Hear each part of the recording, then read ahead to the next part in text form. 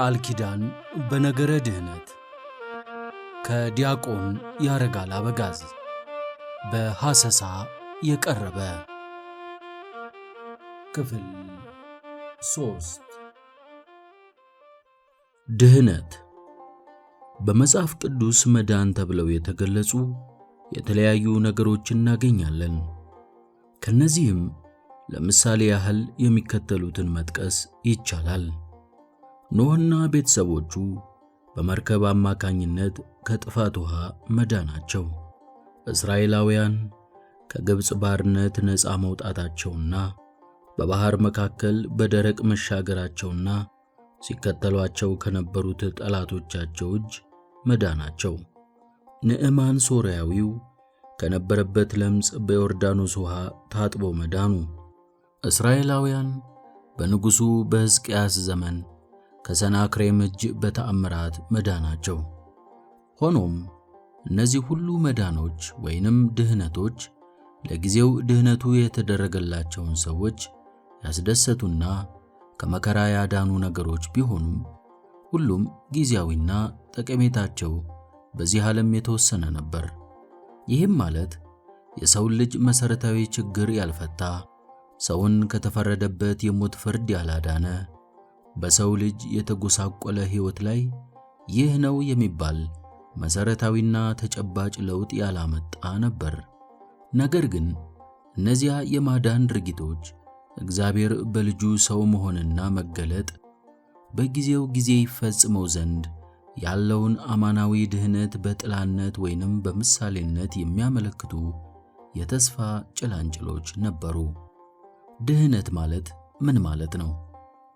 ድህነት ስንል በኃጢአት ምክንያት የወደቀውና የጎሰቆለው የሰው ልጅ ከደረሰበት ድቀትና ሞት ሙሉ በሙሉ ነፃ መውጣቱንና አጥቶት የነበረውን ጸጋ ማግኘቱን፣ መጀመሪያ ከመበደሉ በፊት ወደ ነበረበት ሁኔታ ወይንም ከዚያ ወደ በለጠ ደረጃ መመለሱን ማለታችን ነው።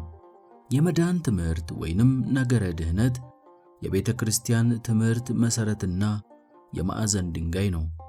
ማንኛውም አስተምህሮና ሐሳብ የሚመዘነውና የሚለካው በነገረ ድህነት መሠረት ነው።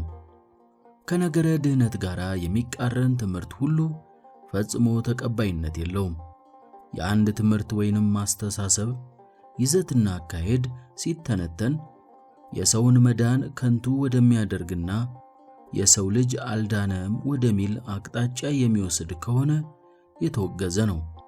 ስለሆነም ከሐዋርያት ጀምሮ ከዚያ በኋላ የተነሱ ቅዱሳን ሊቃውንት የመናፍቃንን አስተሳሰብና ትምህርት ሲመዝኑና ከንቱነቱንና ስህተትነቱን ሲያጋልጡ የኖሩት በነገረ ድህነት ማንጠሪያነትና መመዘኛነት እያጣሩና እየመዘኑ ነው። የሰው ልጅ ዳነ ስንል በአጠቃላይ የሚከተሉትን ያካትታል። 1. የሞት ፍርድ ተወገደለት፣ አጥቶት የነበረው ሕይወት ተመለሰለት ማለታችን ነው።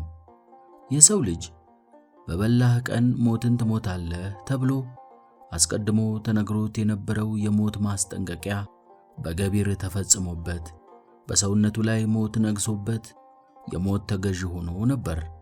ዘፍጥረት ምዕራፍ 2 ቁጥር 17። በሕይወተ ሥጋ እያለም ኑሮው በሞት ጥላ ስር የወደቀና በሞት ፍርሃት የታጠረ፣ ሲሞትም ነፍሱ በጻር ተለይታ ሥጋው ወደ መቃብር ነፍሱ ወደ ሲኦል በመውረድ በጭንቅና በመከራ ይኖር ነበር። ጌታችንና መድኃኒታችን ኢየሱስ ክርስቶስ ሞት የሚስማማውን የእኛን ሥጋ በመዋሃድ ሞታችንን ሞቶ በሞቱ ሞትን አጠፋልን፣ የእርሱን ሕይወት ለእኛ ሰጠን፣ ሞትን በትንሣኤ ለወጠልን። የመቃብርን ይዞ የማስቀረትና ሰውነታችንን የማፍረስና የመለወጥ ኃይል ድል በማድረግ በመቃብር ተይዞ ፈርሶ በስብሶ መቅረትን አጠፋልን። በብሉይ ኪዳን የነበሩ ወገኖቻችን የሚኖሩት በሞት ፍርሃት ውስጥ ነበር። ሲሞቱም በጻርና በመከራ ነበር። ነቢዩ ዳዊት ይህንን በዚያ ዘመን የነበረውን ፍርሃተ ሞት ሲገልጽ እንዲህ ይላል።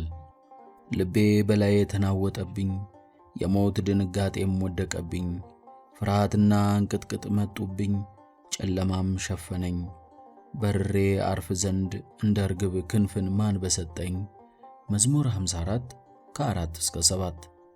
ልበ አምላክ የተባለ ዳዊት በመዝሙሩ እንዲህ አድርጎ የገለጸው በዘመነ ኦሪት ሰው ሁሉ ሞትን ከመፍራቱ የተነሳ ፍርሃተ ሞት ሲያስጨንቀውና ልቡ ሲደነግጥበት የነበረ መሆኑንና ከዚያም የተነሳ ከሞት ፊት ለመደበቅ በርሬ አርፍ ዘንድ ክንፍን ማን በሰጠኝ እስከ ማለት ድረስ መሄጃ ያጣና የተጨነቀ የነበረ መሆኑን ነው። ይህን የሰው ልጅ ሲያስፈራና ሲያስደነግጥ የኖረውን ሞት ከስሩ ነቅሎ ያጠፋልን ዘንድ ክብር ምስጋና ለዘላለሙ ለእርሱ ይሁንና ጌታችንና መድኃኒታችን ኢየሱስ ክርስቶስ ሰው ሆነልን። ሐዋርያው እርሱ ደግሞ በሞት ላይ ሥልጣን ያለውን በሞት እንዲሽር ይኸውም ዲያብሎስ ነው፣ በሕይወታቸውም ሁሉ ስለ ሞት ፍርሃት በባርነት ይታሰሩ የነበሩትን ሁሉ ነፃ እንዲያወጣ በሥጋና በደም እንዲሁ ተካፈለ አለ። ዕብራውያን ምዕራፍ 2 ከቁጥር 14 እስከ 15። ቅዱስ አትናቴዎስ ሐዋርያዊው የቃልን ሥጋ መሆን በተናገረበት ድርሳኑ ስለዚህ ሲናገር እንዲህ አለ። በመሞት ካልሆነ በቀር የሰው ሞት ሊወገድ እንደማይችል እግዚአብሔር ቃል ባየ ጊዜ እርሱ በባሕሪው የማይሞት ስለሆነ ስለ ሁሉም መሞት ይችል ዘንድ የሚሞት የእኛን ባሕሪ ተዋሃደ። የእኛ ባሕሪ ከተዋሃደው ቃል የተነሳ የማይሞት ይሆን ዘንድ መፍረስና መበስበስም በትንሣኤ ይጠፋ ዘንድ የነሳውን ሥጋ ከበደል ንጹሕ የሆነ መሥዋዕት አድርጎ በማቅረብና ለሞት በመስጠት ሞትን ከወገኖቹ አስወገደ። የሞትን ዕዳ ሞትን በመክፈል ከኛ አስወገደው። ሞትና ጥፋት የእኛን ሥጋ ከተዋሃደው ከአካላዊ ቃል የተነሳ እኛን ሊገዛና ሊይዝ አልተቻለውም። የሁሉ ጌታና መድኃኒት መጥቶ ሞትን ድል ባያደርገው ኖሮ የሰው ዘር ጠፊ ነበር። ስለሆነም ክርስቶስ በሞቱ ድል ካደረገው ወዲህ ሞት ኃይሉን ያጣ ደካማ፣ የቀድሞ አስፈሪነቱ ቀርቶ በክርስቲያኖች ዘንድ መሳለቂያና ወደ ማያልፈው ዓለም መሄጃ መንገድ ሆኗል። በዘመነ ክርስትና ሞት ጥፍሩ እንደወለቀ፣ ጥርሱ እንደረገፈና ኃይሉ እንደደከመ፣ ከዚህም የተነሳ የሕፃናት መጫወቻ እንደሆነ አንበሳ፣ እንዲሁም መርዙ እንደወጣና ምንም ጉዳት ማድረስ እንደማይችል እባብ ሆኗል። ሞት በሰው ወይም በአዳም በኩል መጥቶ በሰው ላይ እንደነገሰ በዚሁ መንገድ ሰው በሆነ የእግዚአብሔር ቃል ሞት ተወገደ፣ ትንሣኤ ሕይወት ተገኘ። ቅዱስ ጳውሎስ ሞት በሰው በኩል ስለመጣ ትንሣኤ ሙታን በሰው በኩል ሆኗልና ሁሉ በአዳም እንደሚሞቱ እንዲሁ ሁሉ በክርስቶስ ደግሞ ሕያዋን ይሆናሉና እንዳለ አንደኛ ቆሮንቶስ ምዕራፍ 15 ከቁጥር 21 እስከ 22። አሁን ሰው የሚሞተው አፈር ነህና ወደ አፈር ትመለሳለህ ዘፍጥረት 3:20 ላይ በሚለው በቀደመው ፍርድ ሳይሆን ለትንሣኤ ነው። ካሁን በኋላ እንደ ቀድሞው ለኩነኔ አንሞትም። ነገር ግን ከሞት ተነስቶ የሁሉን ትንሣኤ እንደሚጠብቅ ሰው በራሱ ጊዜ የሚያደርገውን ትንሣኤ ዘጉባኤን እንጠብቃለን። አንደኛ ጢሞቴዎስ ምዕራፍ 6 ከቁጥር 15። ሐዋርያው ነገር ግን ሰው ሙታን እንዴት ይነሳሉ፣ በምንስ ዓይነት አካል ይመጣሉ የሚል ይኖር ይሆናል። አንተ ሞኝ፣ አንተ የምትዘራው ካልሞተ ሕያው አይሆንም በማለት ዘር ካልተዘራና በአፈር ውስጥ ካልሞተ ሕያው ሆኖ ለመብቀልና ለማፍራት እንደማይችል ሁሉ የሰው ሞትም እንዲሁ በሐዲስ ሰውነት ለመነሳት መሆኑን አስረዳ። አንደኛ ቆሮንቶስ ምዕራፍ 15 ከቁጥር 35 እስከ 36።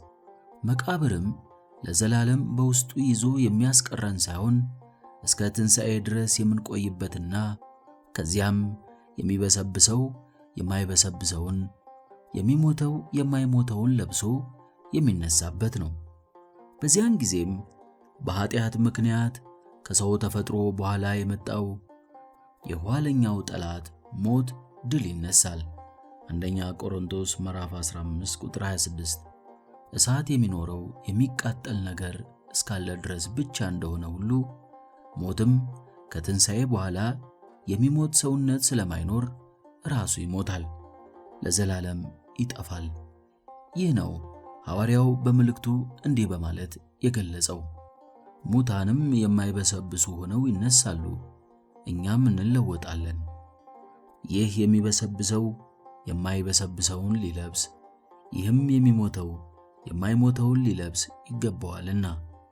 ዳሩ ግን ይህ የሚበሰብሰው የማይበሰብሰውን ሲለብስ፣ ይህም የሚሞተው የማይሞተውን ሲለብስ፣ በዚያን ጊዜ ሞት ድል በመነሳት ተዋጠ ተብሎ የተጻፈው ቃል ይፈጸማል።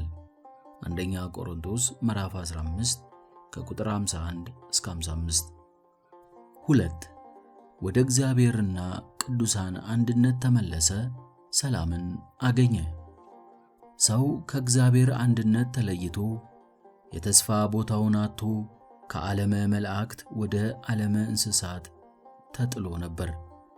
ክብር ምስጋና ይግባውና አካላዊ ቃል እግዚአብሔር ወልድ በተለየ አካሉ ሰው ሆኖ ሰው ወደ ወደቀበት ወደዚህ ዓለም በመምጣት የሰው ልጅ ወደ ራሱ ኅብረትና አንድነት መለሰው።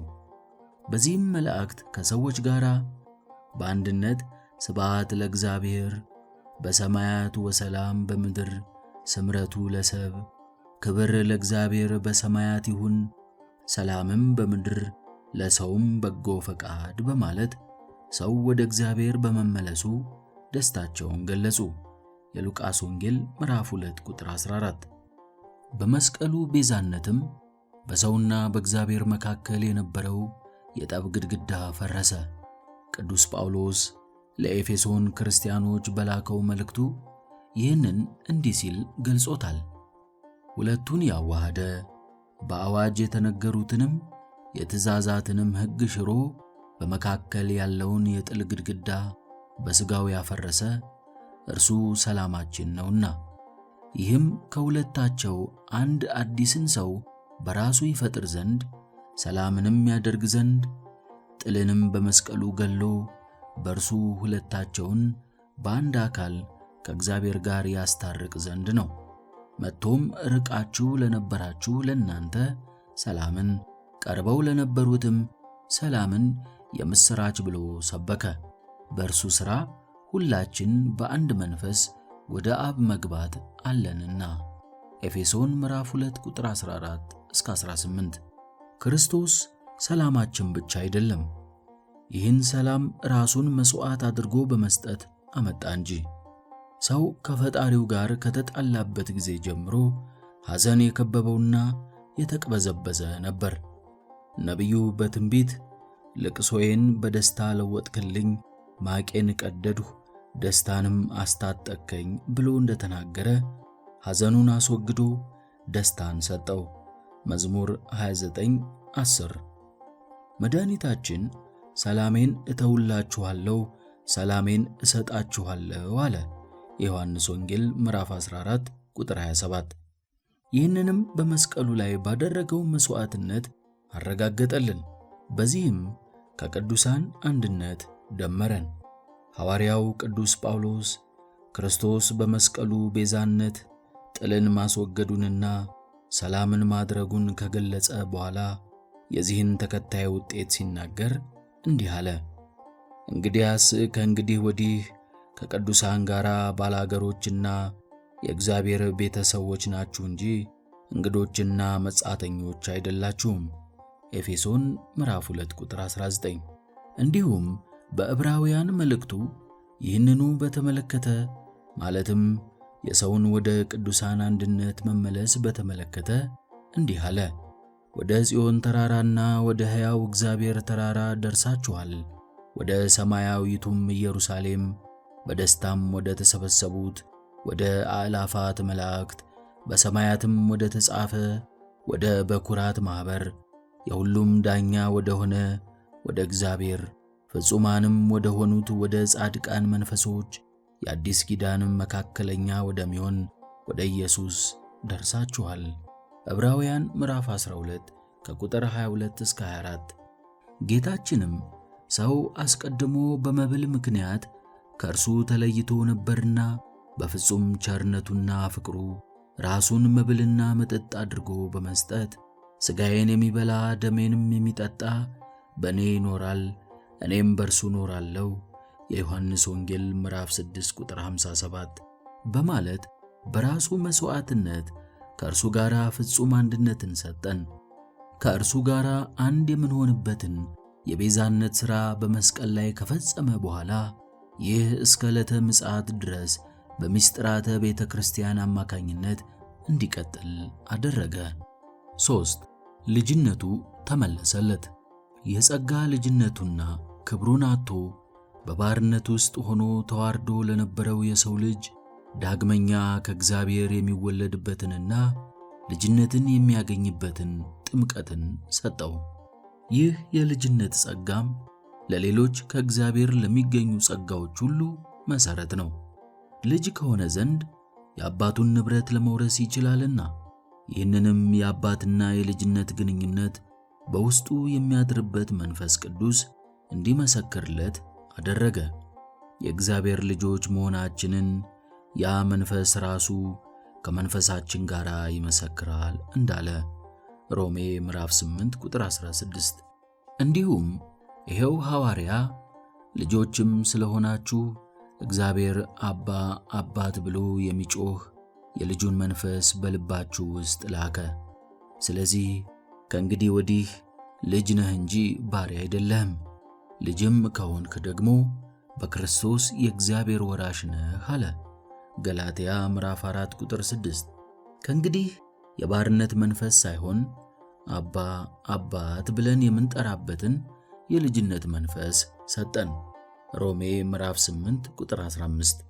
እርሱም ከእንግዲህ ወዲህ ባሮች አልላችሁም፣ ባሪያ ጌታው የሚያደርገውን አያውቅምና፣ ወዳጆች ግን ብያችኋለሁ፣ ከአባቴ የሰማሁትን ሁሉ ለእናንተ አስታውቂያችኋለሁና በማለት በኃጢአት በተፈጠረ የጠብ ግድግዳ ምክንያት ከምስጢሩ ርቀን ከአንድነቱ ተለይተን በባርነት እንድንኖር የነበረው ሕይወት አስወግዶ የእርቅና የልጅነት መገለጫ የሆኑትን ፈቃዱን ማወቅንና ከባርነት ነፃ መውጣትን ሰጠን።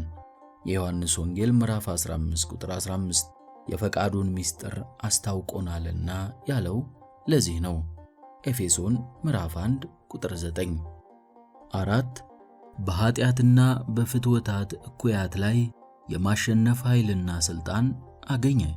ሰው በበደለ ጊዜ በሰውነቱ ላይ እንደ አረም በቅለው ሰልጥነውበትና ድል አድርገው ያስጨንቁትና ይገዙት በነበሩ እኩያት ሕሊናትና ፍትወታት ላይ ሙሉ ኃይል አገኘ። ለኃጢአት ባሪያ ሆኖ መገዛቱ ቀርቶ ኃጢአትን የሚያሸንፍበት ኃይል አገኘ። ቅዱስ ጳውሎስ ከእንግዲህስ ወዲያ ለኃጢአት እንዳንገዛ የኃጢአት ሥጋ ይሻር ዘንድ አሮጌው ሰዋችን ከእርሱ ጋር እንደተሰቀለ እናውቃለን በማለት የገለጸው ይህንን ነው። እንዲሁም አሁን ግን ከኃጢአት አርነት ወጥታችሁ ለእግዚአብሔር ተገዝታችሁ ልትቀደሱ ፍሬ ያላችሁ አለ ሮሜ ምዕራፍ 6 ቁጥር 6፣ ሮሜ ምዕራፍ 20 ቁጥር 22፣ ምዕራፍ 7 ከቁጥር 4 እስከ 6። 5. ፈጣሪውን እንዲያውቅ ተደረገ። እግዚአብሔር ሰውን በመልኩና በአርአያው የፈጠረው ሩቅ ያልሆነና በእርሱ ዘንድ ያለ የፈጣሪውን አርአያ እያሰበና እየተመለከተ በፍቅሩ ሆኖ በተዘክሮ ጸንቶ እንዲኖር ነበር። ሰው ግን የተደረገለትን ታላቅ ነገር ረስቶ በጸጋው መጠቀምን ትቶ በአርአያውና በመልኩ የፈጠረውን እግዚአብሔርን ረሳ። መርሳት ብቻም ሳይሆን ያገለግሉትና ይጠቀምባቸው ዘንድ የተፈጠሩለትን ከእርሱ በታች ያሉትን የተለያዩ ፍጥረታትንና የእጅ ሥራዎቹን አመለከ። በፈጣሪ ፋንታ ለፍጡራን ተንበረከከ። የእግዚአብሔርን ክብር ለዕቃውና ለድንጋዩ ለቁሳቁሱ ሁሉ ሳይቀር ሰጠ። ከዚህም ወደ ባሰ ሄዶ አጋንንትንም እስከ ማምለክ ደረሰ። በጨለማ የተቀመጠ ሰው አገኝ ያጣውን እንደሚዳስስ እንዲሁ ሳይመርጥ ያገኘውን ሁሉ የሚያመልክ ሆነ። ሮሜ ምዕራፍ 1 ከቁጥር 9 እስከ 25። እርሱ ሊገዛቸውና ሊያገለግሉት እንዲሁም የፈጣሪውን ሕልውናና ሥራ ለማወቅ እንዲረዱት ለአንክሮና ለተዘክሮ የተፈጠሩለትን ፍጥረታት አመለካቸው። ነቢዩ ይህንን በተመለከተ በማዘንና በመገረም እንዲህ ይላል። የዝግባን፣ የዞጲንን፣ የኮምቦልንና የጥድን ዛፍ ይተክላል፣ ዝናብም ያበቅለዋል፣ ለሰውም ማገዶ ይሆናል። ከእርሱም ወስዶ ይሞቃል፣ አንድዶም እንጀራ ይጋግርበታል። ከእርሱም አምላክ አበጅቶ ይሰግድለታል። የተቀረጸውንም ምስል ሰርቶ በእርሱ ፊት ይንበረከካል። ግማሹን በእሳት ያቃጥላል፣ ሥጋም ይጠብስበትና ይበላል። የቀረውንም እንጨት አምላክ አድርጎ ምስል ይቀርጽበታል። በፊቱም ተጎንብሶ ይሰግዳል። ወደ እርሱም እየጸለየ አምላክ ነህና አድነኝ ይላል። ኢሳይያስ ምዕራፍ 44 ከቁጥር 12 እስከ 17። ሰው ስነ ፍጥረትን እንዲህ ሲያመልክ፣ በአንጻሩ ግን የራሱን አስገኝና ስነ ፍጥረትን ሁሉ የፈጠረውን እግዚአብሔርን ረሳው። በእግዚአብሔር አርአያ የመፈጠር ጸጋ በራሱ ሰው እግዚአብሔርን እንዲያውቅ ያስችለው የነበረ ቢሆንም ሰው ግን በዚህም ፈጣሪውን ማወቅ ባለመቻሉ በስነ ፍጥረት ያውቅ ዘንድ ስነ ፍጥረትን ሰጠው። ወደ ሰማይ ተመልክቶ የስነ ፍጥረትን ስምምነትና ሥርዓት ተረድቶ ፈጣሪውን ማወቅ ይችል ነበር። በዚህም ባይችል ሕግ በመስጠት ነቢያትን በመላክ ሌላ ዕድል ሰጠው። ሰው ግን በጊዜያዊ ተድላ ደስታና በአጋንንት ምትሃት በመታለል ራሱን ወደ እውነት መምራት አልቻለም።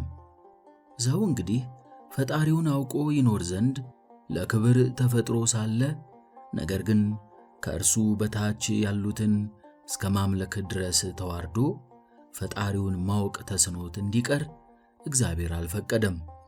ይህም ከቸርነቱ የተነሳ ነው። ስለዚህ የእግዚአብሔር ቃል ሰው በመሆን ሰውን እርሱን እንዲያውቀው አደረገ። ሰው ሆኖም ሰው እንደገና ካልተወለደ አለ የዮሐንስ ወንጌል ምዕራፍ 3 ቁጥር 3። ይህም ለሁለተኛ ጊዜ የሚሆን ልደተ ሥጋ ሳይሆን ነፍስ በእግዚአብሔር አርአያና አምሳል እንደገና ካልተወለደችና ካልታደሰች ማለቱ ነው። ሰዎች አወቅን፣ ተጠበብን እያሉ ነገር ግን የጥበብ መጀመሪያ የሆነውን ፈጣሪያቸውን ማወቅ ስላልቻሉ የሰው ጥበብና ዕውቀት ሰፊ ጊዜ ተሰጥቶት የነበረ ቢሆንም በዚያ ሁሉ ዘመን ተፈትኖ ስለወደቀ አምላክ በሚታይ ሥጋ በመገለጥ ራሱን ለሰው ገለጠ። አንደኛ ጢሞቴዎስ ምዕራፍ 3 ቁጥር 16። ሐዋርያው ዓለም በጥበቧ እግዚአብሔርን ስላላወቀች በስብከት በሞኝነት የሚያምኑትን ሊያድን የእግዚአብሔር በጎ ፈቃድ ሆኗልና እንዳለ አንደኛ ቆሮንቶስ ምዕራፍ 1 ቁጥር 21። ቅዱስ አትናቴዎስ ስለዚህ ጉዳይ የቃልን ሥጋ መሆን በእንተ ተሰጎተ ቃል በተናገረበት ድርሳኑ ላይ ሰፋ አድርጎ በመተንተን እንዲህ ይላል። ሰዎች እግዚአብሔርን ማሰብ ትተው ለራሳቸው ሟትያንን ሰዎችና አጋንንትን አምላክ አድርገው ማምለካቸውን ባየ ጊዜ ሰውን ወዳጅ የሆነ የዓለም መድኃኒት እግዚአብሔር ወልድ ሥጋን ተዋህደ።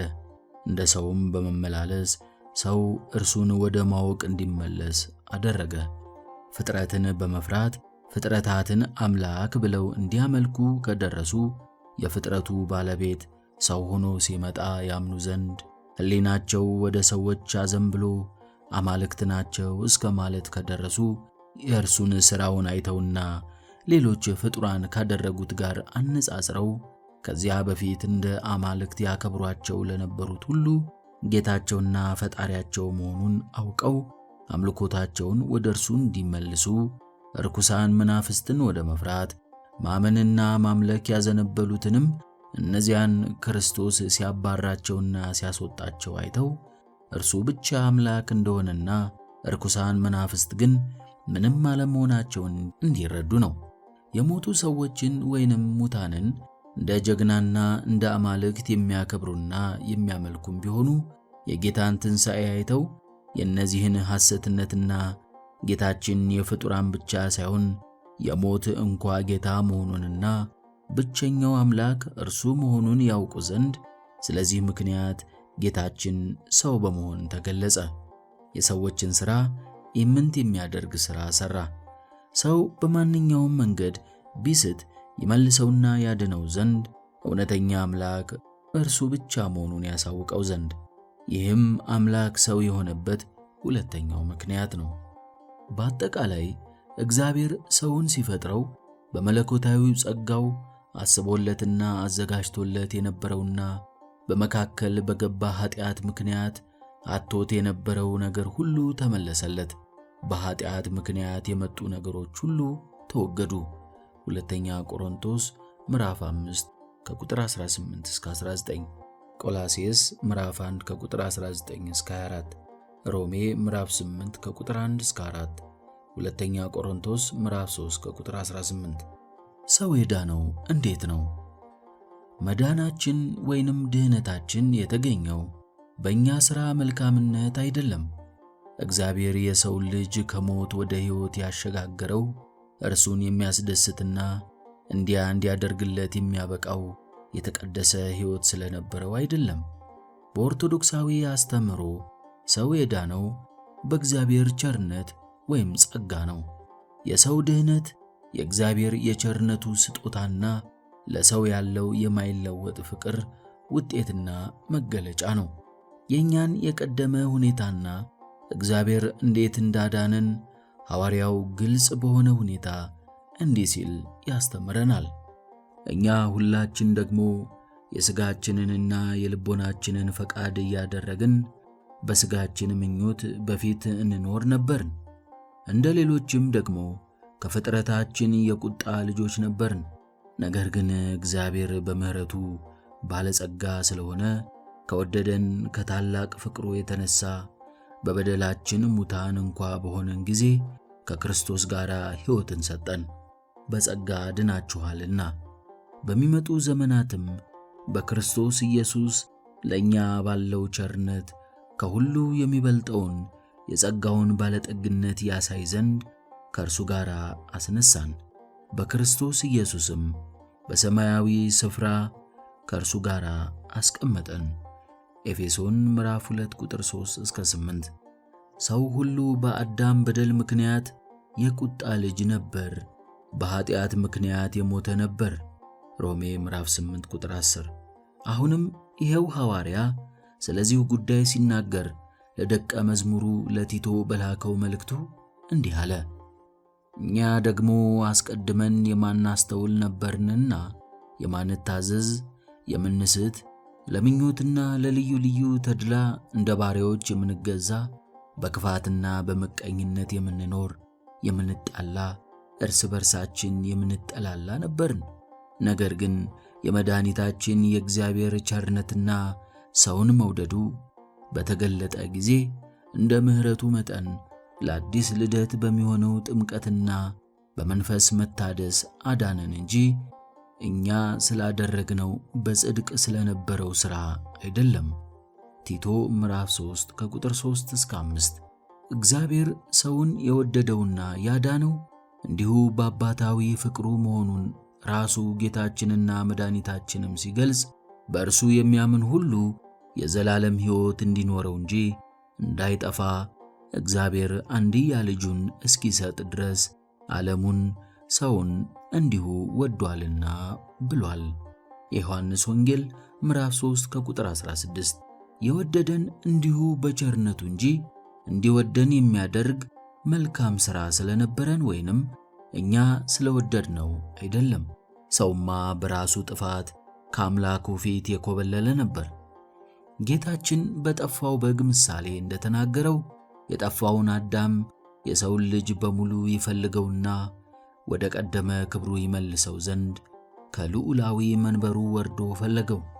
ባገኘው ጊዜም ለመፈለግ በደከመው ድካም ሳይቆጣው በማግኘቱ ተደስቶ በጫንቃው ላይ ተሸከመው። በጠፋው ልጅ ምሳሌ እንደተናገረው ያጠፋውን ጥፋትና የበደለውን በደል ሳያስብ አዘነለት፣ በፍጹም ፍቅር ተቀበለው። የሰባውን በማረድ የራሱን ቅዱስ ሥጋውን በመቁረስና ክቡር ደሙን በማፍሰስ በዓል አደረገለት። ይህ ልጄ ሞቶ ነበርና ደግሞም ሕያው ሆኗል፣ ጠፍቶም ነበር ተገኝቷልም፣ ደስ እንዲለን ፍስሐም እንድናደርግ ይገባናል አለ። የሉቃስ ወንጌል ምዕራፍ 15 ከቁጥር 11 እስከ 32። ቅዱስ ጳውሎስም ይህንኑ ሲገልጽ እናንተም ነውርና ነቀፋ የሌላችሁና ቅዱሳን አድርጎ በእርሱ ፊት ያቀርባችሁ ዘንድ በፊት የተለያችሁትን ክፉ ሥራንም በማድረግ በሐሳባችሁ ጠላቶች የነበራችሁትን አሁን በሥጋው ሰውነት በሞት በኩል አስታረቃችሁ አለ። ቆላስይስ ምዕራፍ 1 ከቁጥር 21 እስከ 22። ይህንን ሁሉ አጠቃሎ እግዚአብሔር ጠላቶቹ ሳለን በልጁ ሞት ታረቀን አለ። ሮሜ ምዕራፍ 5 ከቁጥር 10። ሐዋርያው ቅዱስ ጴጥሮስም እርሱ ራሱ በሥጋው ኃጢአታችንን በእንጨት ላይ ተሸከመ፣ በመገረፉ ቁስል ተፈወሳችሁ በማለት የዳነው ክርስቶስ በቸርነቱ በተቀበለው ሕማምና መከራ መሆኑን ይነግረናል። አንደኛ ጴጥሮስ ምዕራፍ 2 ቁጥር 24። ወንጌላዊው ቅዱስ ዮሐንስም እንዲህ ይላል፣ በዚህ የእግዚአብሔር ፍቅር በእኛ ዘንድ ተገለጠ፣ በእርሱ በኩል በሕይወት እንኖር ዘንድ እግዚአብሔር አንድ ልጁን ወደ ዓለም ልኮታልና። ፍቅርም እንደዚህ ነው፣ እግዚአብሔር እርሱ ራሱ እንደወደደን ስለ ኃጢአታችንም ማስተሰረያ ይሆን ዘንድ ልጁን እንደላከ እንጂ እኛ እግዚአብሔርን እንደወደድነው አይደለም። አንደኛ ዮሐንስ መልእክት ምዕራፍ 4 ከቁጥር 9 እስከ 10። የወደቀውንና የሞተውን የሰው ልጅ ያዳነው የእግዚአብሔር ቸርነት እንጂ የእርሱ ሥራ አይደለም። ሰው በሠራው ብቻ የሚጸድቅ ቢሆን ኖሮ በብሉይ ኪዳን የነበሩ ደጋግ አባቶች ለመዳን ክርስቶስ ባላስፈልጋቸው ነበር።